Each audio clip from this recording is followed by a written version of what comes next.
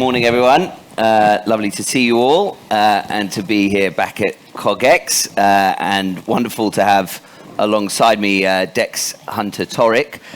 So I'm David Benigson. I'm the founder of and CEO of Signal AI, which I started 8 years ago in a garage, of course, where all good startups must begin. And we founded the business under the premise that the world is awash. It's exploding with data. There's never been a greater volume and velocity of information, and yet business leaders have never found it harder to use that data to drive better decision-making within their organizations. Second, we saw that business leaders are grappling with a set of more complex issues than ever before, but don't have effective radar to get ahead of those issues and spot those risks and opportunities early and efficiently for their organization. And so for the last 8 years, we've been building a technology that scans the world's data and enables organizations to get ahead of these risks and threats for their businesses using advanced analytics and AI. But I'm very pleased to be joined by Dex Hunter-Torricke, and Dex has had the most phenomenal career.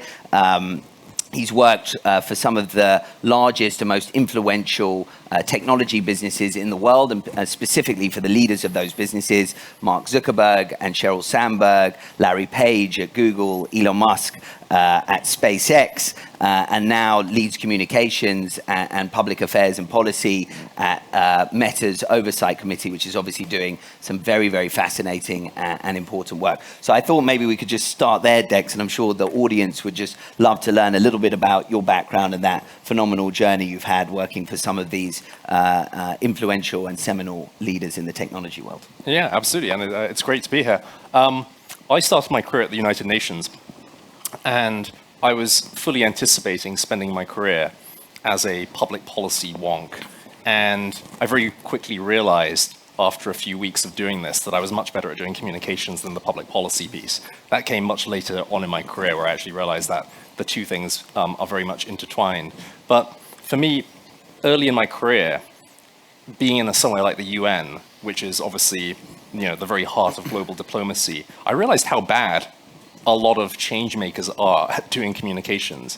And at the UN, which was a place that I deeply believed in, and I still deeply believe in terms of the mission, it was also very frustrating because of the amount of bureaucracy and just the kind of rigid structures that you had to work in, as somebody who wanted to go and change the world. And you realize very quickly when you go to somewhere like the UN that the institution isn't actually equipped to go and save the world, which is what I think every idealistic 21-year-old fresh out of university wants to go and do. The UN is an institution that has been equipped to stabilize the world, which is a fundamentally different objective. And in many ways, the institution is sort of stuck in 1945. That's very much what its job is. It's trying to keep the world and the international system in that previous era. And that actually reflects the way so many other institutions today are still being equipped. They are hanging on to a structure from the past, reflecting the very best thinking from a previous generation of leadership. And so that started me down this path of then looking at, how should leadership be equipped for the modern era? How should we be thinking as communicators? How should we be acting as change makers? Brilliant. And now, of course, you're at Meta's Oversight Committee, and this is probably one of the most scrutinized organizations and functions on the planet. And, the issues that you're grappling with are incredibly complex. So I still think there's probably a lack of knowledge and understanding of exactly what the Oversight Committee does. Is it just simply employed and at the whim of Meta as an organization, or is it its own distinct function? How does it operate, and how do you think about the decisions that you're making and the impact that you're having as part of that group? Yeah, absolutely. I mean, so the Oversight Board was an idea that was conceived originally by Zuckerberg back in 2019. And we launched in early 2020, but the way the organization operates is independently from Meta. So it's something that has been structured in a unique way, which is supported by Meta in terms of their funding, which goes into an independent trust, which then funds the board. But we are kept at arm's length from the company. We don't want Meta involved in our decision making, because the board has been equipped for this purpose, which is to scrutinize all the most controversial and challenging decisions that are being made on Facebook and Instagram in terms of content moderation. And this is something that hasn't been tried before at this scale within the tech industry. Having an independent body come in, scrutinize those content moderation decisions, look at a tech platform's content moderation policies, and then also to make binding decisions on the company on those content issues. So it's something we're pretty excited about. We have done about 24 case decisions over the last couple of years, and each of these cases have been, a big sort of emblematic issue that raises a bunch of questions about free expression, human rights on Meta's platforms, how their policies are structured to treat users. The most high-profile case the board took on was whether or not Donald Trump should get access back to his Facebook and Instagram accounts. And that was a very challenging case, as you can imagine. It raises a whole host of questions about things like political speech, the balance between free expression and preserving public safety. But I think we're doing a pretty good job. And about 60% of the board's recommendations to Meta have been accepted by the company. They've implemented all of the binding decisions from the board. It is an experiment in content moderation that is working.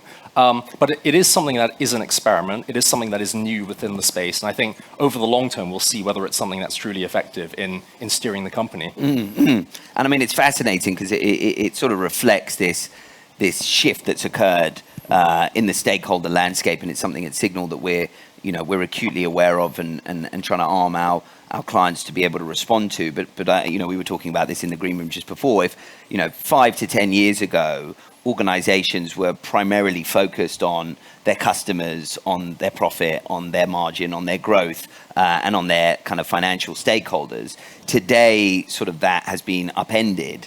And organizations are responding to this rapid set of changes and issues that are impacting their business. I mean, in the last few years, we've seen the pandemic, the climate crisis, social justice movements like Black Lives Matter and Me Too, the Ukraine-Russia crisis. Organizations are having to respond to these sort of very dramatic extraneous events and have a perspective and an opinion on them. And Meta's been right at the sort of center of all of that. So sort of how do you think about that distinction between sort of making these decisions based on the reputational impact as an organization, versus what are very fundamental decisions that might impact politics and policy, et cetera, in that way? Yeah, I mean, I guess all communicators and public policy professionals have this argument with executives and leadership within their organizations at some point about what is the business impact of all of this stuff.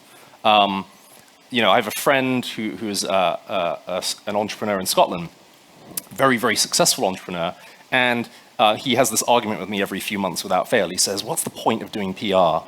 He says, what's the point of actually getting any attention for the stuff I do? Why don't I just go and do the stuff?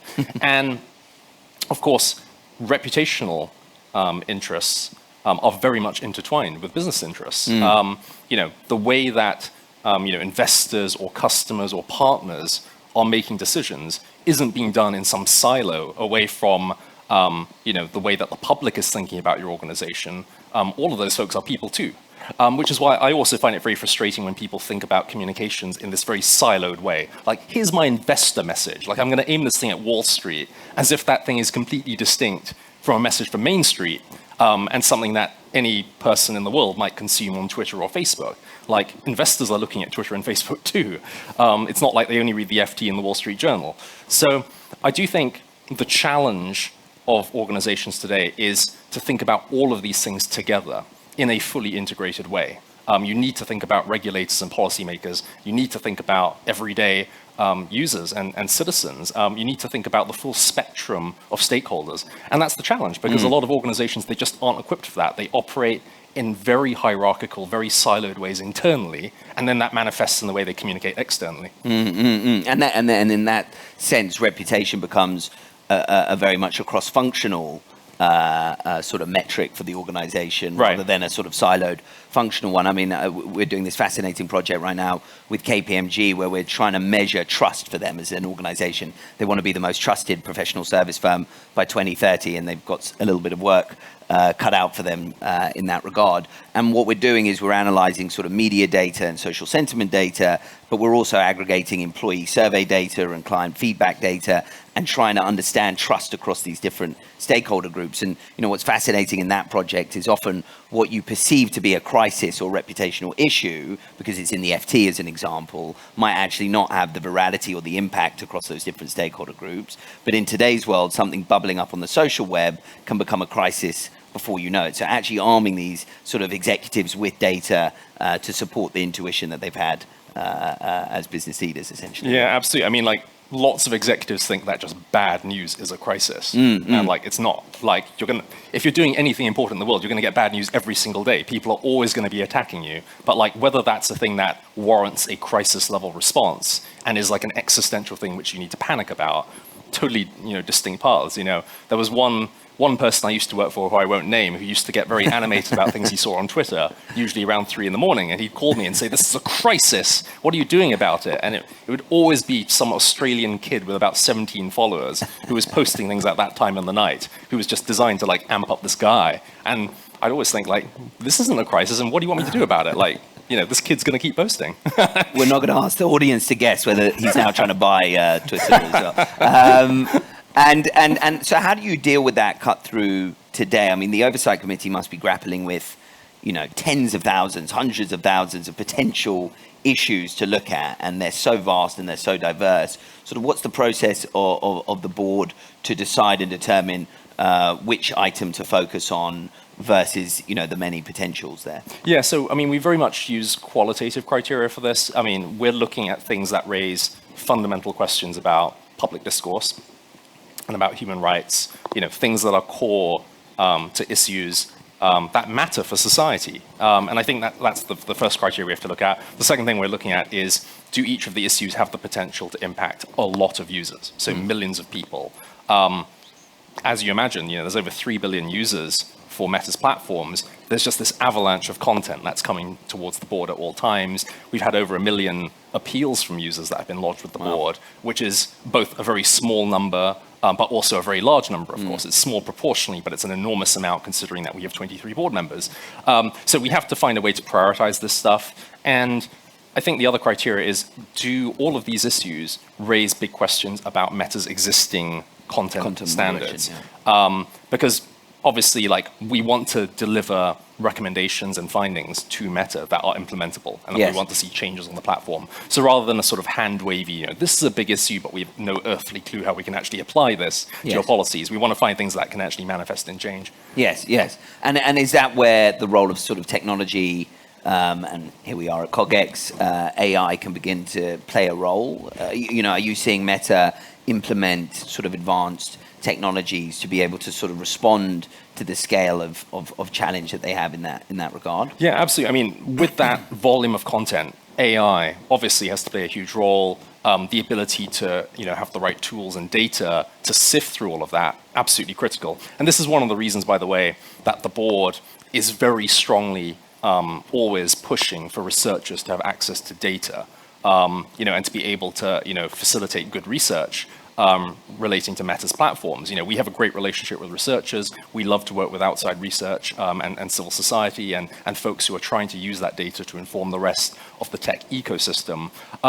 It's not only about those tools, though, and that's the key thing. It's about the framework within organizations that goes around those tools. It's about the policies which then inform the way that you structure those tools and the algorithms. So a lot of times people say, why doesn't the board look at Meta's algorithms? And we don't have a specific formal role that's focused on the algorithm. We don't sit down and sort of look at lines of code and think, that should be tweaked. But everything that the board is doing, looking at how content policy should be structured, that of course goes into framing how the algorithm should actually be applied. So it does have an algorithmic impact. And that's the key thing. We need to think about the overall framework, not just thinking it's about tools in a silo. It's about the people, it's about the policies, it's about the structures that go around those tools. Interesting. And a lot of these themes, I mean, we've touched upon reputation, but a lot of what you're describing there obviously has certain linkages in the broader sort of corporate ecosystem, particularly around a topic like ESG. And ESG is going through this sort of fascinating maturity cycle where there's been a lot of hype.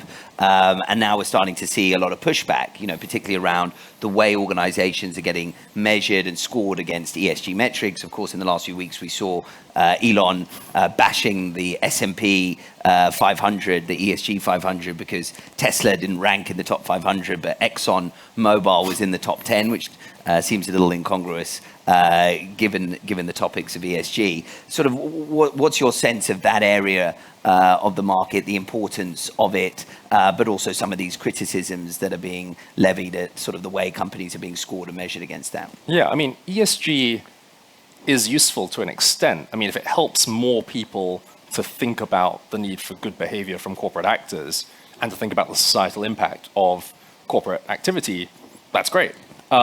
It is something that I think at best often falls into the category of being slightly redundant because, of course, well-run companies, good companies that you would want to invest in, are the companies that have always paid the most attention to their societal impact and the things that make up ESG.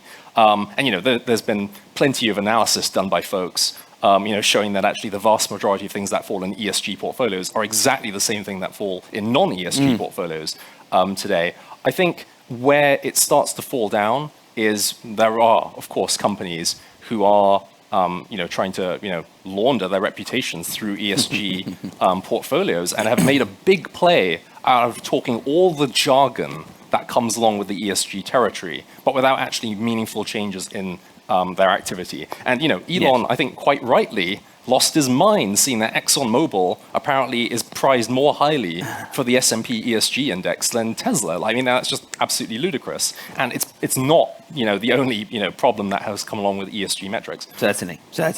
Yeah, I mean, I think one of the things we're seeing a criticism is the way companies are being scored from an ESG perspective is this sort of inside out perspective. It's what companies are putting in their disclosures. It's the statements they're making related to their commitments on sustainability, as an example, rather than necessarily what those companies are doing out in the wild. One of the things we've been doing at Signal is trying to provide this sort of outside in perspective, creating this sort of analysis of actually not what the company says they're doing, but actually what is that company practically doing, what are their suppliers doing, and what they're doing in the wild. Does it reflect the sort of values that they're espousing from an ESG perspective? And it's fascinating to see the disconnect between what might be the fundamental ESG rating provided by a Moody's or an S&P versus actually practically what's happening out in the wild. Right. I mean, this is the key thing, right? And this goes back to your question about, how we think about communications today. It's about doing stuff. Like, ESG is not a framing exercise, and it's definitely not a communications exercise. This is not about reputation. This is about ultimately doing things. And if you do the right things, then you'll get a stronger reputation. It's not rocket science. But there's a lot of companies who think that they really need to invest all in on some sort of elaborate branding and using a bunch of weird terminology, and that is really not what this is all about. And so I guess from a communicator's perspective, but also having worked with some of these sort of most influential and pioneering leaders, I mean, in this sort of complex environment that we're working in today, and which only seems to be getting more complex, and the number of issues only getting more sort of exponential in their number and complexity. Sort of what's your view on sort of this intersection between leadership and technology, and how those two things are going to converge in the coming years, particularly? Yeah, I mean, technology is just inseparable from leadership today. In a way, we're almost at the point now where it's sort of redundant for people to talk about working in technology. You remember, like, back in the 90s, people could literally say, I work in computers. And, like, you watch an old movie and people say, I work in computers. What the hell would that mean today if you met somebody who said they work in computers? And, like, I'm sure a lot of folks here talk about how they work in tech. But, of course, every role for any high-performing organization today, any role that is performing at a high level, is something that involves a technological element. Every journalist today is also a miniature data scientist, and all the best reporting that's happening is from reporters who are using tools to go and get good data, to interpret it, to analyze it. Same thing with every communications person. If you're not making decisions about communications using AI and tools to interpret the data, to understand the societal impact of things, to contextualize the decisions you're making, you are not making good decisions, you are not advising your organizations well. So I do think this line is going to keep blurring. I do think one important element I should just mention is culturally, it is essential for leaders to create the environment within organizations where people recognize the need to all become tech-informed. And this is a huge challenge, particularly in the UK. We have all sorts of challenges in the UK involving a lack of growth, a lack of productivity. A lot of that is caused, frankly, by dinosaur corporate thinking, and organizations who are still pretending that we live in the 1990s, and that, basically I'm doing what I was always doing, but now there's a veneer of tech on top. And that's not the case at all. It requires business transformation. And, companies that are getting left behind often have the worst infrastructure problems, which are underlying all of that. The constant bane of my life, and I say this as a very privileged business traveler, is British Airways, which used to be the gold standard for airlines, but is now an absolute disaster. And why is it a disaster? Because their technological infrastructure underpinning the company is so outdated. They had 3 major global IT failures in the space of a month. I know, because I sat through all of them, fighting off crowds of people going through Game of Thrones style scenarios at Heathrow. And you think, why is this company struggling now? It's because they did not create the culture, the leadership, the tools to keep up with the times, while all of their competitors were doing that.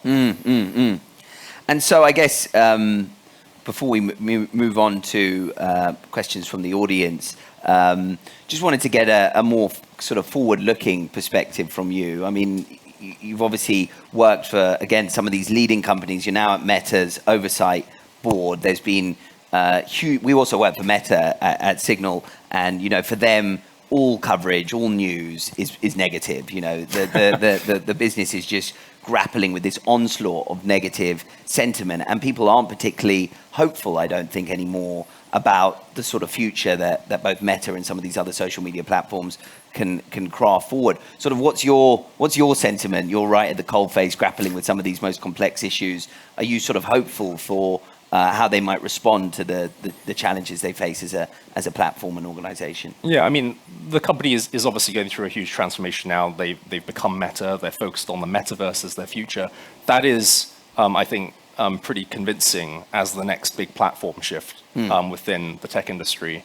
And we're at the point in that transition where a lot of people still don't take it seriously, in the way that a lot of people did not take the potential for smartphones to transform the world that seriously before 2007 when the iPhone came along. But I think it's clearly happening. The underlying engineering and the technology has matured to the point where this is in progress now. And I think the question is, as society goes through that transition, will companies who are working on building the metaverse be able to take credit for that? Will it ultimately be something that inspires people and connects people and adds hope to society? Or will it become something that is seen as evidence of a dystopian descent?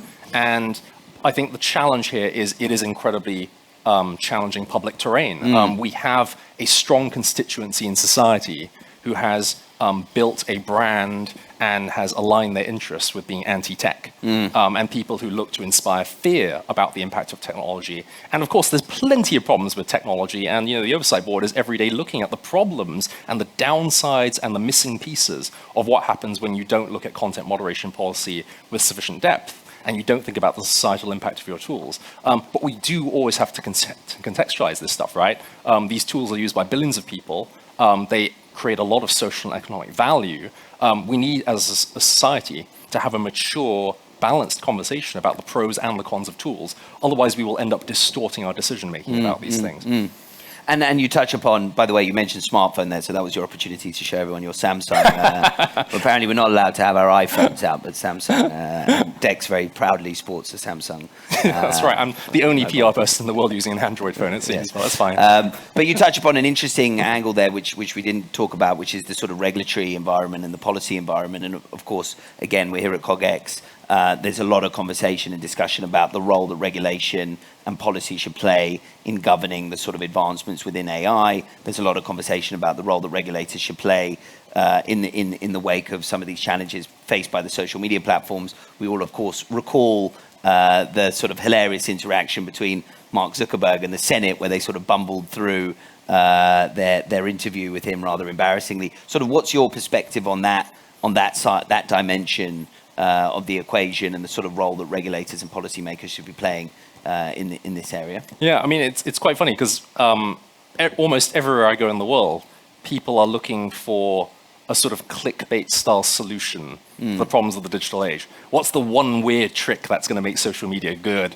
What's the one weird trick that's going to make the internet safe for people? And there isn't one. Like, if there's one obvious pernicious impact of the digital age, it's on the way we think thinking that there is a single reductive solution to these incredibly complex societal problems. And of course we need regulation. We need regulators engaged. We need to create a regulatory environment in which you create the kinds of tools that you want to see in your society. But it's not the only thing we need. It's one single part, an insufficient part of an ecosystem of things you need. And ultimately, the advancement of a society's technological community and its place as a leader in the global tech ecosystem is not going to be created by regulators. Regulators have an essential role to play, but they're not going to make this country into a tech leader. That's going to be up to the entrepreneurs and the innovators, and we need to empower them. We need to recognize that it's those tools that are going to move our society forward. And so the conversation, of course, needs to include regulation and smart policy thinking, but that can't be the only thing that the ecosystem is talking about. Brilliant. Good. Well, I wanted to give the chance for any audience members to ask a question. I think we've got mics maybe coming around because I know the conference is being recorded, so they wanted to make sure before the question was asked that we had a mic, even though we're in a small room. So yes, maybe this gentleman in the front here. Thank you. Hi, Dex. You've spoken quite eloquently. I'm just wondering what your opinion is on how to develop a stellar level of communication skills. That's a great question. One of the things that I always told people to do in Silicon Valley was read fiction, because people consume so much non-fiction and so much raw information today. We all have to do that. It's just the price of doing business. But the piece that people don't pay enough attention to is the societal framework and the part that also infuses human thinking and emotions and values into all these decisions. That's just a single thing I tell people to do. But I think this raises a bigger question, right, which is how do you go about creating communications that don't just inform, but they also inspire and they also engage people? And that very much is something that you can't just do purely with data. I remember having this very frustrating argument, actually, one time with another person I used to work for who really, really loved data. And he was writing an op-ed for the Wall Street Journal, or I was writing the op-ed for him. And I wrote this draft, which I thought was beautiful, saying why universal connectivity should be a human right. And he said, this is just a bunch of words. He wanted me to go away and put loads and loads of numbers into it, just sort of willy-nilly. And I went away and I happily obliged, and I added lots of statistics to the op-ed, and it came out really, really dry afterwards. And this, by the way, is how a lot of communicators operate in Silicon Valley and within the tech industry, which is to think that the data or the sort of raw metrics of progress are sufficient to inspire progress within society. And I don't think that's true at all. I always go back to Thomas Edison versus Nikola Tesla, right? So they fought the famous War of the Currents in the 19th century. And Tesla died in poverty, in a fair amount of obscurity, until his reputation was rehabilitated, a century later, and then you ended up with companies like Tesla. But Edison was hailed as this genius and a showman and the guy who invented the light bulb. And he didn't invent the light bulb. A guy called Joseph Swan invented the light bulb a couple of years before Edison. But the reason that Edison was seen as this genius is because he was such a good communicator. He made sure that the storytelling was absolutely integral to his process of innovation in the world. And he told really, really good stories. And you go back and look at the things that Edison was telling people. He conjured up a vision of what his tools were doing. So I think that's what you've got to do, right? You've got to go and conjure up the vision. And that's not going to be made purely through the numbers. Yes. So it's this combination of quant and qual and the ability to sort of use that data to inform your story. And that must be pretty critical from a communication leadership Absolutely. I mean, today. really, it's thinking about telling a left brain and a right brain story. Yeah. Cool. Thank you. Chap at the back. Great talk. Thanks very much. Very good energy. I like it. I work with a lot of traditional manufacturing companies. So question to you, Dex, what's your advice on upskilling their levels 1 and 2 in a fairly hierarchical environment? Yeah, I mean, I think actually the key thing is not to focus on doing it in a silo. So actually you don't want to just focus on executive, upskilling. It needs to be something that's rooted in your culture. It needs to be at all levels. It needs to be in the way you hire, the way you develop talent, in the kind of infrastructure you roll out within companies. And so much of it, gets talked about at these very lofty, high principle levels. We need to have, really good internal collaboration tools. But the devil is absolutely in the details. It's in the very micro issues that impact on whether a tool ultimately is deployed and is then picked up within an organization. I will not tell you the number of times I've sat through meetings with organizations where they've said, I want to deploy some sort of new intranet internally. I mean, literally, it takes years off my life thinking about those discussions. Deploying a new intranet at the UN, literally nearly killed me. And the conversations about this stuff, they completely focus on the tools and the infrastructure without considering whether anyone will actually use the damn things. And looking at user behavior, looking at things like user experience, revolutionary thinking, right? So I do think it's holistically thinking about all of these things and thinking about every level, not just the executive level. Mm. We've all had the exposure to the failed IBM project now. And I guess it's start with the problem and work backwards that you're trying to solve for the client, right? Yeah, absolutely. I think this gentleman at the front, sorry.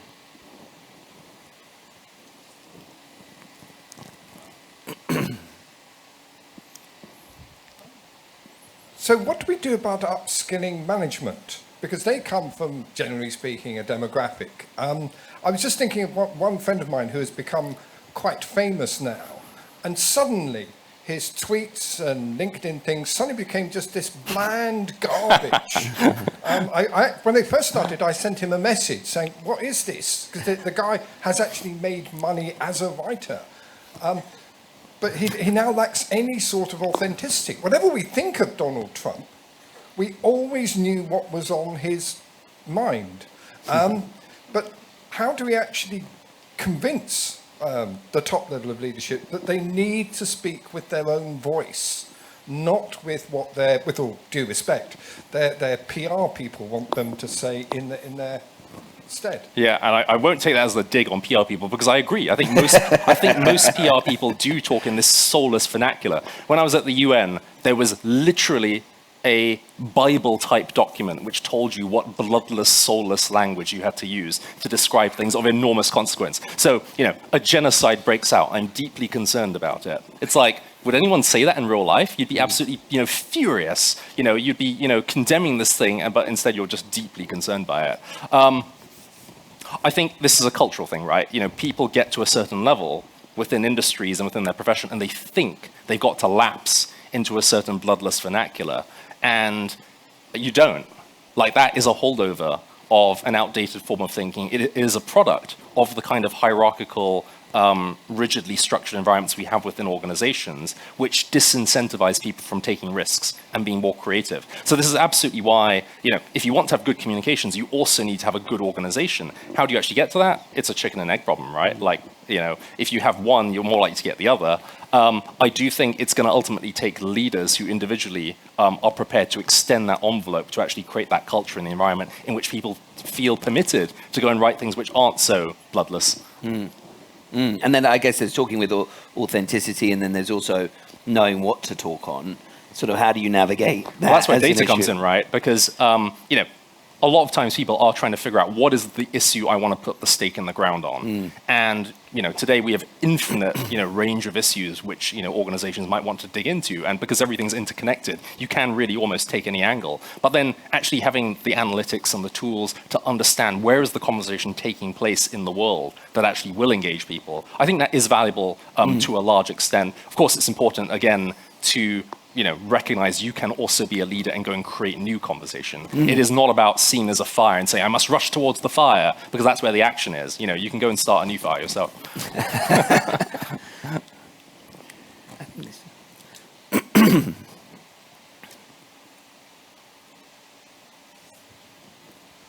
Can you make the case that there are advantages for organizations that have regulatory and ethical oversight, not for the environment they exist in, but for the companies themselves against companies that don't? And I'm sort of thinking about, say, Meta versus TikTok in this kind of example.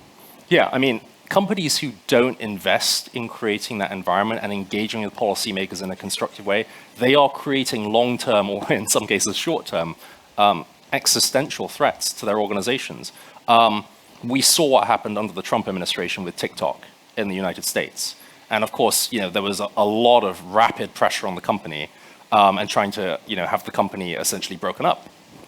And that was a consequence of actually perfectly legitimate views, which were, is there sufficient oversight of how TikTok is operating? Are there sufficient safeguards for users outside of China who are using one of the fastest growing apps in the world. So like, there's a reason that TikTok needs to engage heavily in building trust with societies and all the stakeholders, including policymakers and regulators. I think if you don't have that kind of relationship, if you aren't willing to pound the pavement and to constantly be selling what you're doing and to show that you're being transparent and that you're building the right safeguards and tools, then we are in an age where there is more transparency than ever. People are more mad than ever, and they're more willing to go up and dig up the information and see what's going on, and to create a cause and a movement that demands change. And if you're not going to be the person who's driving change, then you'll have change forced on you. Yes, and this comes back to that point around trust, where I think the data validates that there is a direct correlation between trust in a business and your ongoing likelihood of financial performance. And there are many now sort of quantitative studies that demonstrate that. And I think good governance, good practices when it comes to those pillars of ESG, whether we believe in the S&P rating or not, demonstrate that those companies that adhere to that will outperform others. So I think companies acknowledge that now, but I think there's some catch up going on. If you mentioned TikTok, we were talking about an example only a week or two ago when an executive's in a bit of hot water there for making pretty inflammatory statements about maternity leave at that company. And there's a drove of executives who have since left the business. So I think it's demonstrated time and time again that good performance in those areas leads to better business performance overall. I think we've got time for one last question. Hi, Lance Younger from ProcureTech. Could you give us a couple of examples of great digital leadership and why? Yeah, that's a good question. So I'll give you a really unglamorous example. Walmart. Walmart has been using virtual reality to go and train new employees. And Walmart is a ginormous operation, of course. You would think with that kind of scale, they would actually be more behind the curve when it came to embracing the next platform shift. They've actually been one of the leaders in this area. And I think actually the work that they're doing now, using VR to onboard new employees and to bring them up to speed, faster, actually will end up being part of that benchmark of how other organizations should think about embracing the metaverse in the future. Another organization, I think, and I will toot the horn for SpaceX. I think SpaceX has done a phenomenal job on digital leadership and also being able to engage public constituencies online. Because I think back to when I joined SpaceX, I joined in 2016. And SpaceX was still seen as the new kid on the block. It's a company that had been around for years, but compared to Boeing or Lockheed Martin or one of the established aerospace incumbents, very, very much an upstart. And you would see that reputation manifest in the way that stakeholders in Washington would respond to the company. It was almost like, who are these impudent, whelps who are talking about reusable spacecraft? Like, these guys are so arrogant, they're talking about launching rockets every 2 weeks, like ridiculous. I'll just go talk to my mates at Boeing. And the ability to go and engage publicly using social media, to go and build a constituency of supporters of the company in the public domain, that ended up being key to actually building a brand around SpaceX, which then ultimately influenced decision makers and also the people at potential customers of SpaceX who were thinking, which rocket do I want to put my satellite on top of ultimately? So I do think there's very, very different ways you can think about being a digital leader, but like the internal tools, but also just thinking about how you promote your voice in the world. I think there's lots of good examples. Brilliant. Go on, one more. We'll squeeze it in. Yeah. So my question is about today. If you want to get into like AI at Meta, for example, you need like a PhD, and I'm wondering what is like Meta doing to like maybe make it more open, like software engineering, for example. Yeah. Yeah, well, I will caution that I don't speak for Meta, so I'll let one of their PR people handle that if there's someone around. But I will say I believe the company has followed the same path that a lot of big tech companies have followed, which is to start thinking about potential and skills distinct from qualifications. So when I joined Silicon Valley, I went over to the tech industry at the end of 2010, and at the time at Google, which is why I went. At the time, people were still thinking about SAT scores. So you would ask new applicants, what's your SAT score? And which university did you go to? And there was a huge focus, of course, on Ivy League schools. And I thought this was ridiculous because I think, saying you went to some brand name university, it's impressive to a certain extent, but it reflects a certain point in your life and it reflects your ability to get into a brand name university. I don't think it reflects necessarily whether you're the right person for a particular job. Lots of the very most best, brilliant, smartest people I know didn't go to university at all. And why should they be ruled out of careers in the high-tech, high-value jobs of the future purely because they don't have a certain qualification on a piece of paper? So I think there are roles which are looking for qualifications like PhDs as markers of your ability to navigate these issues, but it's not the only marker. And live experience, the ability to conceptualize thinking, the ability to attack problems from different angles, many of which do not require technical qualifications, that is going to be an important part of building a strong tech ecosystem. Brilliant. Well, thank you, Dex, and thank you to the audience for your very informed questions. And I think at that point we will wrap it up. Thank you. So much. Let's give them a massive round of applause.